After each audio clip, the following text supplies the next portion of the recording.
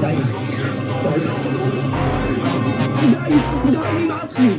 נמאס לי מכולכם, ונמאס לי שכולכם מתנהגים עליי כמו זבל היום, וזה פורים וכולכם מתנהגים כמו אמן הרשע. לפחות תבקשו סליחה. סליחה?